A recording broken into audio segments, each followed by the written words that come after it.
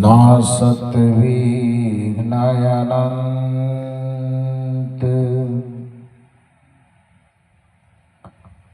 ताते सर्वारंभ में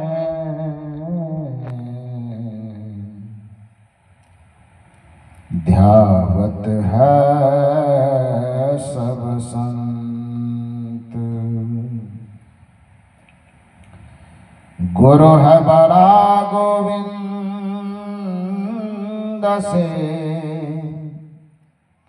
मन में देख विचार।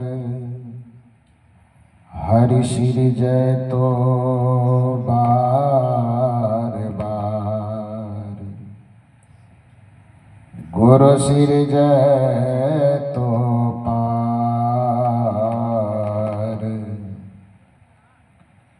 गुरु श्री जय तो पार। मेरे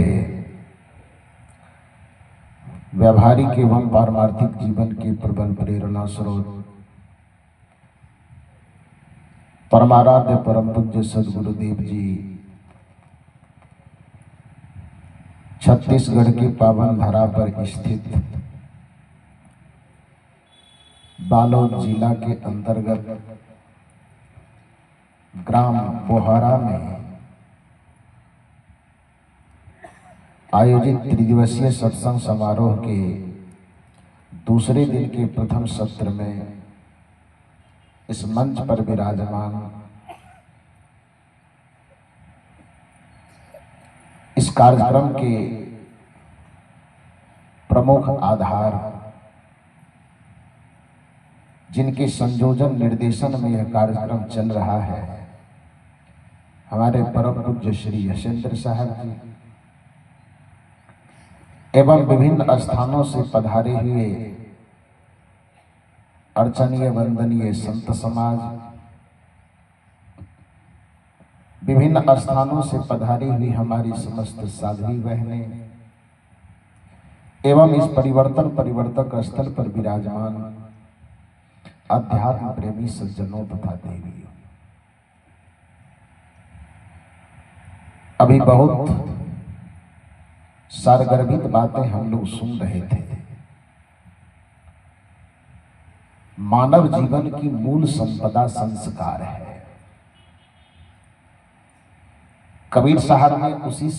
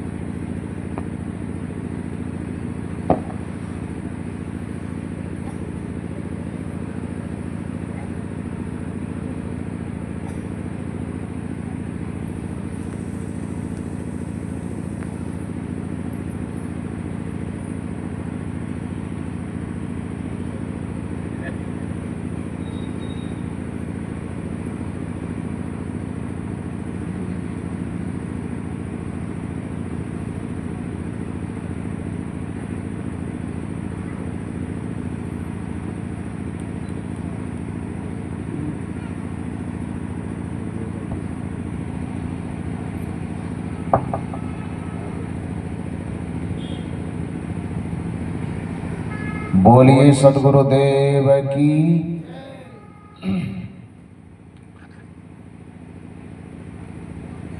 मैं निवेदन कर रहा था, मानव जीवन की मूल संपदा उसका संस्कार है। सदगुरु कबीर साहब ने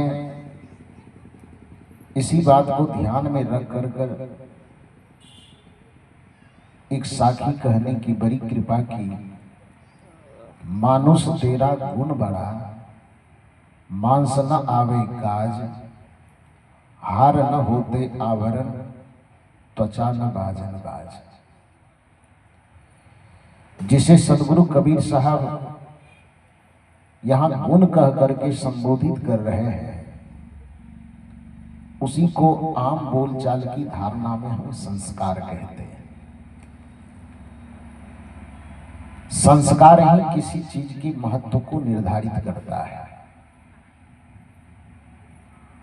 अग्नि का गुण उसकी दाहकता है, और जिस अग्नि में दाहकता खत्म हो जाती है उसका स्थान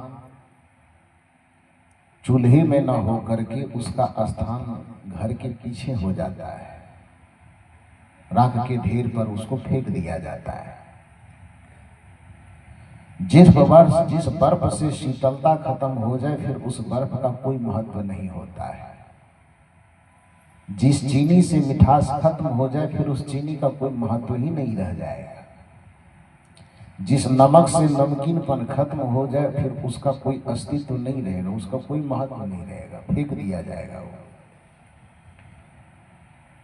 प्रत्येक पदार्थ के अंदर जो उसके गुण निहित होते हैं, जो वह उसका आंतरिक संस्कार कहलाता है, अपने उस आंतरिक संस्कार के कारण ही संसार में वो मर्यादित है। जिस दिन उस पदार्थ का अपना आंतरिक संस्कार समाप्त हो जाता है, उस पदार्थ का महत्व खत्म हो जाता है। उसी तरह से धरती के जितने मनुष्य हैं, सभी मनुष्य का मानवीय संस्कार है, लेकिन जो उस संस्कार से रहित होता चला जाता है, धीरे धीरे धीरे धीरे वह मनुष्यता से चूकता चला जाता है। फिर उसको लोग राक्षस कहते हैं, फिर उसको लोग दानव कहते हैं, फिर उसको लोग निशाचर कहते हैं, पता नहीं क्या क्या कहते हैं। मानवीय सद्गुणों से युक्त व्यक्ति, मानवीय संस्कारों से युक्त व्यक्ति ही अंततः चल करके देव बन जाता है। अब मानवीय संस्कारों से रहित व्यक्ति धीरे धीरे धीरे धीरे दानव बनता चला जाता है। हालांकि ऐतिहासिक दृष्टिकोण से देव और दानव का संस्कार से कुछ लेना देना नहीं है। जिसे आम परिभाषा में देव और दानव कहा जाता है, वह देव और दानव वस्तुतः दो संस्कारों के कारण नहीं था, वो तो परंपराओं के कारण देव दानव था। लेकिन आगे चलकर के जब गीता में उसको देवी संपदा और आसुरी संपदा कह करके वर्णन किया गया, गलत संस्कार को आसुरी संपदा कहा गया, अच्छे संस्कार को देवी संपदा कहा गया। सदगुरु कबीर साहब की परंपरा में मन के उसी वृत्ति को रमजनिया और धनिया कहा गया। हालांकि आगे चल करके रामकुमार वर्मा जी ने मन की उस वृत्ति को अच्छे और बुरे संस्कार को परिभाषित करने के लिए जिसे कबीर साहब ने रमजनिया और धनिया कहा, डॉक्टर रामकुमार वर्मा जी ने उस रमजनिया और धनिया को कबीर साहब की पत्नी बना डाला। क्योंकि विद्वान केवल अक्षरों की भाषा समझते हैं, विद्वानों की पहुंच अक्षर के भाव तक बहुत कम हो पाता है। जिसको गीता देवी संपदा और आसुरी संपदा कहा, चूंकि कबीर लोकनायक थे, लोक संत थे, अपनी भाषा को वो चमत्कारिक भाषा में लोगों तक नहीं पहुंचाते थे, बल्कि अपनी भावना को सरल भाषा में, लोक भाषा में, जो लोगों की बोलचाल की भाषा थी, उन भाषा में अपनी बात को लोगों तक पहुंचाते थे। इसलिए गीता में जिसे दैवी संपदा और आसुरी संपदा कह करके पुकारा गया, तो कबीर साहब को लगा कि हमारी जो भोली भाली जनता है, जो शास्त्रीय भाषा को नहीं समझते हैं, दैवी संपदा आसुरी संपदा इसको समझेंगे कैसे। इसलिए कबीर साहब तो अपना एक नया व्याकरण गढ़ रहे थे, नया भाषा शास्त्र गढ़ रहे थे। यही कारण है कि डॉक्टर हजारी प्रसाद द्विवेदी ने भाषा के डिक्टेटर कहा करते थे कि दुनिया के जितने विद्वान हुए हिंदी साहित्य के 1000 वर्ष के इतिहास में, वह भाषा के सामने भाषा की व्यवस्था को स्वीकार करके काम करने के लिए राजी हुए। लेकिन कबीर एक ऐसे महापुरुष हुए जिन्होंने भाषा की व्यवस्था को कभी स्वीकार नहीं किया, बल्कि अपने उंगली के इशारे पर भाषा को जब जैसा नाच नचाना चाहा वैसा नाच नचा करके छोड़ दिया। इसलिए कबीर साहब को भाषा का डिक्टेटर कहा जाता है। कबीर साहब अपनी परिभाषा, अपनी भाषा अलग तरह से तैयार कर लेते थे। यही कारण है कि कबीर साहब देखे कि गीता कहती है आसुरी संपदा, दैवी संपदा। लोग समझ नहीं पाएंगे कि देवी संपदा और आसुरी संपदा है क्या, तो उसके लिए एक नई परिभाषा, एक नया शब्द गढ़ करके दिया कि जिसे तुम आसुरी संपदा कहते हो उसको मैं धनिया कह रहा हूं, जिसे तुम देवी संपदा कहते हो उसे मैं रमजनिया कह रहा हूं। लोगों ने कहा रमजनिया धनिया नाम रखने के पीछे उद्देश्य क्या है? कबीर साहब ने कहा कि चूंकि भाषा की उत्पत्ति 4 प्रकार से होती है, तत्सम, तद्भव, देशज और विदेशज। तो तत्सम से भी भाषा निर्मित हो सकती है, तद्भव से भी भाषा निर्मित हो सकती है, देशज और विदेशज से भी भाषा निर्मित हो सकती है। तो हमारी जनता तत्सम और तद्भव नहीं समझती है, देशज समझती है। देश से जो व्याकरण गढ़ी जाएगी वो हम कहेंगे, और कबीर साहब ने ऐसा किया। तो कहा आपके पीछे आप जो धनिया शब्द का प्रयोग कर रहे हैं वृत्ति के लिए, रमजनिया शब्द का प्रयोग कर रहे हैं वृत्ति के लिए, इसके पीछे तर्क क्या है? कबीर साहब ने कहा जैसे व्याकरण शब्द निर्माण करता है, जैसे व्याकरण ने लंबोदर शब्द गढ़ा, उसके पीछे तर्क क्या दिया उन्होंने? जिसका उदर लंबा हो उसको कहते हैं लंबोदर। व्याकरण शब्द गढ़ता है चंद्रशेखर, कैसे गढ़ दिया? जिसके शिखर पर चंद्रमा शोभता हो उसको कहते हैं चंद्रशेखर। तो जब आपके तत्सम शब्द गढ़ने का ये तरीका है कि लंबा हो उदर तो बना दिए शब्द लंबोदर, शिखर पर शोभे चंद्रमा तो शब्द बना दिए चंद्रशेखर। तो कबीर साहब कहते हैं हमारी फैक्ट्री बंद क्यों होगी, हमारी फैक्ट्री चालू होगी। जो वृत्ति आदमी को सांसारिक धनों में जाकर के रमा देती है उस वृत्ति को धनिया कहेंगे, और जो वृत्ति संसार के धन प्राणी पदार्थों से छुड़ा करके हमारी चेतना को राम में रमा दे उस वृत्ति को हम रंजनिया कहेंगे। ये हमारी परिभाषा है। सांसारिकता और धन में रमाने वाली वृत्ति को धनिया, अब धन और सांसारिकता से छुड़ा करके हमारी वृत्ति को रमा दे जो राम में, उस वृत्ति को हम कहेंगे रमजनिया। ये हमारी परिभाषा है। जब आप अपने तरीके से परिभाषा गढ़ सकते हैं तो हम अपने तरीके से क्यों नहीं गढ़ सकते? कबीर साहब तो हर जगह चुनौती देने वाले महापुरुष थे। तो धन में रमाने वाली वृत्ति को धनिया, राम में रमाने वाली वृत्ति को रमजनिया कहा कबीर साहब ने। लेकिन राम कुमार वर्मा जी को पता नहीं कबीर साहब से क्या दुश्मनी रही होगी। वो उस वृत्ति का अलंकारिक अर्थ न समझ करके और उसको रमजनिया और धनिया दो स्त्री बना करके कबीर साहब के माथे पर थोप दिया, पत्नी बनाना। कबीर साहब भी परेशान हुए होंगे। एक तो पहले से हम लोई से परेशान थे, लोग लोई नाम की पत्नी मेरे पीछे लगा रखा था। वस्तुतः लोई शब्द का भी प्रयोग साहित्य जगत में लोक के अर्थ में होता था, लेकिन सदगुरु कबीर साहब के जितने आलोचक हुए उनके जमाने में भी उनके बाद में भी वो लोई को स्त्री बना करके घसीटते रहे कबीर साहब के नाम से। संजोग की बात हुई, हम गुरुजनों से संतों से तो बहुत दिन से सुनते ही थे, क्योंकि कबीर साहब की जो भी परंपरा है, चाहे वह पारक सिद्धांत की परंपरा रही हो या वचन वंश की परंपरा रही हो या वंश परंपरा, जो भी जितने भी प्रकार की परंपरा है, सदगुरु कबीर साहब की किसी भी परंपरा में, चाहे सन्यासी विरक्तों की परंपरा हो या गृहस्थों की परंपरा हो, सब में ये मान्यता है कि कबीर साहब अखंड बाल ब्रह्मचारी सन्यासी संत थे, शादीशुदा नहीं थे। लेकिन जो अलग कबीर समाज से अलग हट करके जो विद्वान हुए, जो संत हुए, जो और कोई आलोचक हुए, वो कबीर साहब के व्यक्तित्व को नीचा दिखाने के लिए उसको सन्यास परंपरा से अलग हटा करके पत्नी बाल बच्चा वाला सिद्ध कर दिया। तो पत्नी कहीं मिला नहीं तो लोई को पकड़ करके उसकी पत्नी बना डाला। मौखिक रूप से संत गुरुजन तो लोगों को बताते ही थे, लेकिन सरकारी स्तर तक अभी तक उस लोई शब्द का खंडन नहीं पहुंचा था। जब मुझे पीएचडी करने का सौभाग्य मिला, विश्वविद्यालय में मेरा प्रवेश हुआ और मुझे लगा कि ये मंच के साथ तो जो बात बोलूंगा ही, लेकिन सरकार के काम तक यदि बात पहुंचानी हो तो उसका तो एक नियम है ना। तो जब कलम में पावर आया, मुझे लिखने की जरूरत पड़ी, तो मैंने इस चीज का जोरदार तरीके से खंडन किया और उस लोई शब्द को संदर्भित करने के लिए गुरु नानक देव रचित गुरु ग्रंथ साहिब का अध्ययन मैंने किया। पंजाब भी चूंकि जाने का मुझे अवसर मिलता है कार्यक्रम में, प्रत्येक वर्ष जाता हूँ, तो वहां गुरु ग्रंथ साहिब जी को देखा। देखने के बाद उसमें कम से कम 120 जगह पर लोई शब्द का प्रयोग मिला गुरु नानक देव जी के गुरु ग्रंथ साहिब में, जिसमें सभी संतों की वाणियों का संकलन है। संजोग से गुरु गोरखनाथ जी के साहित्य को पढ़ा, उसमें भी दर्जनों बार लोई शब्द का प्रयोग है। दरिया साहब के शब्दों को पढ़ा, उसमें भी लोई शब्द का प्रयोग है। गरीब साहब के, जगजीवन साहब के शब्दों को पढ़ा, उसमें भी लोई शब्द का प्रयोग है।